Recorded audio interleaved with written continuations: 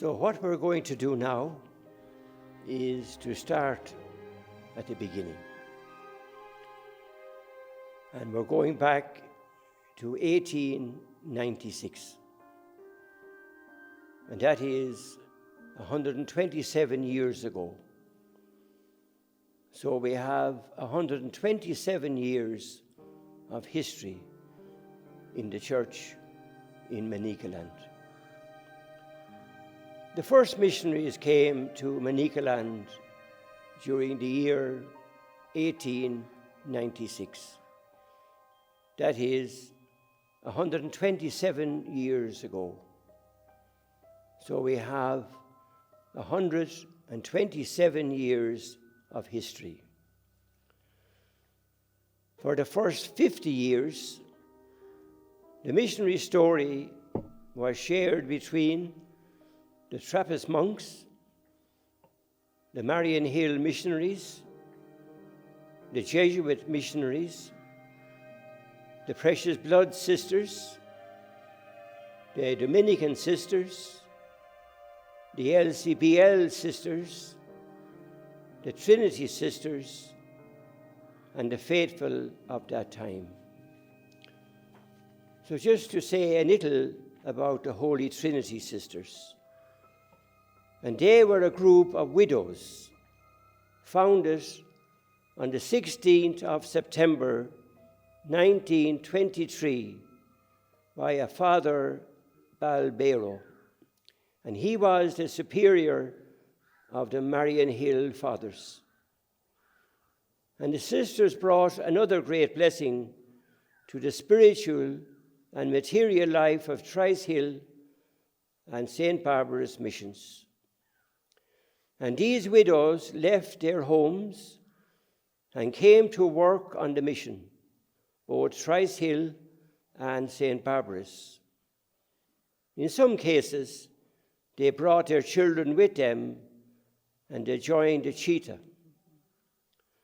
And there were about 30 altogether. The Trinity sisters worked in the gardens, the orphanages, the laundry, and looked after the boarders, and in general, they were a great help on both missions. And they wore a grey habit with a distinctive white cross on the veil. They made holy promises which were renewed yearly on Trinity Sunday during Holy Mass.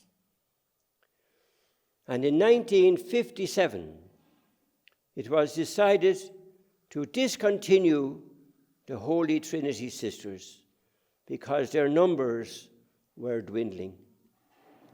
There were 9 of them in 1958.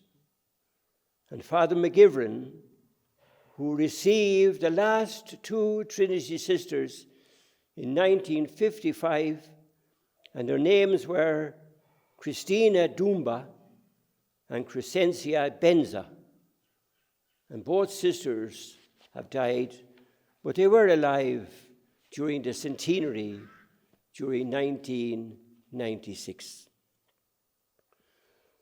Just to say a little bit about the Trinity sisters. We're all very conscious of the Trappist monks, of course, and the Marian Hill missionaries, the Jesuit missionaries, the Precious Blood sisters, the Dominican sisters, the LCBL sisters. We're all very aware of their presence in the church of today. So the Jesuits took over Trice Hill mission area and its dependent station of St. Barbara's during 1929. And the Jesuits ministered in that area until 1948. And the Carmelites came to Manicaland during 1946. And after 2 years of learning the language and familiarizing themselves with local culture and customs, they began ministering closely with the Jesuits. More and more Carmelites came to Zimbabwe from 1946 onwards, and ministered in Manicaland and in Mashonaland. And by 1971, there were about 60 Carmelites in Zimbabwe. Now, the first diocesan father to be ordained in the Mutare Diocese was Father Edward Mutare during 1965. Other fathers were ordained over the next few years, with Father Ambrose Vignew ordained during 1971.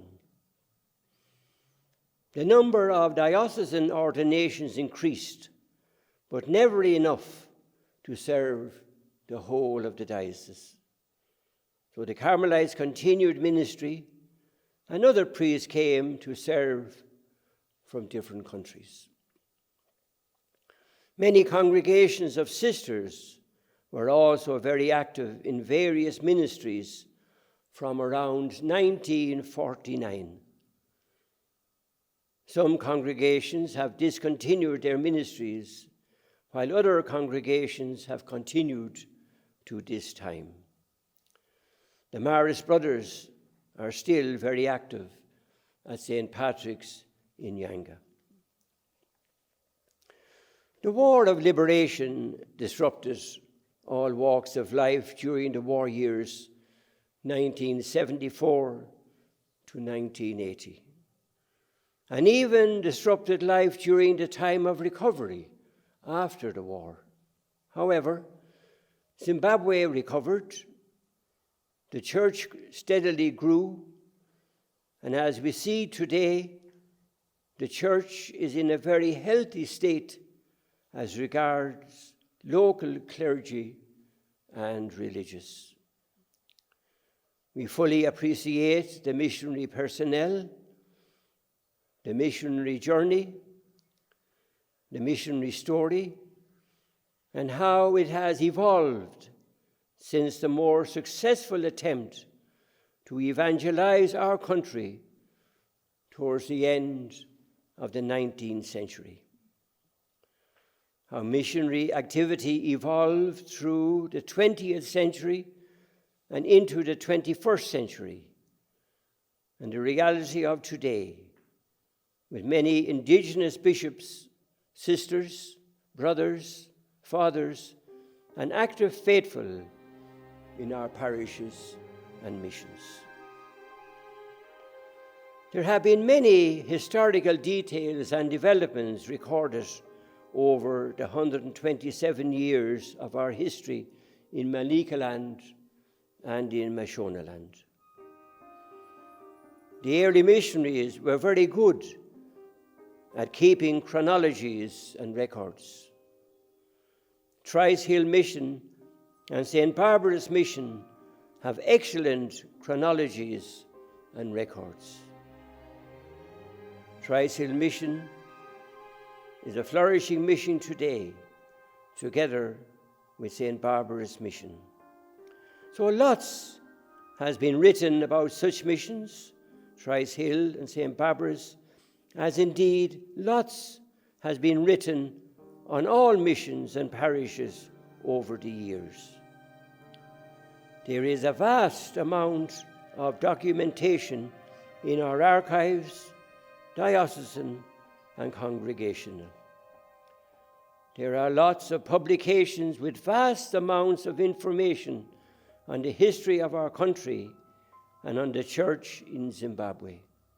All are of great historical value.